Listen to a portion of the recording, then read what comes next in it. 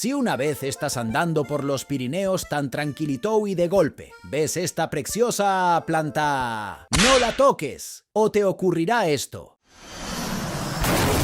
Ay, ay, ay, ay, aguay, aguayau es un acónito, considerada la planta más venenosa de Europa. Florece en verano y se le puede distinguir por estas flores de color azul morado. Uepa, espera. ¿Por qué no solo son de este color? En los Pirineos hay 5 especies de acónitos, 2 de flor amarilla y 3 de flor azul. Estos últimos son los más venenosos.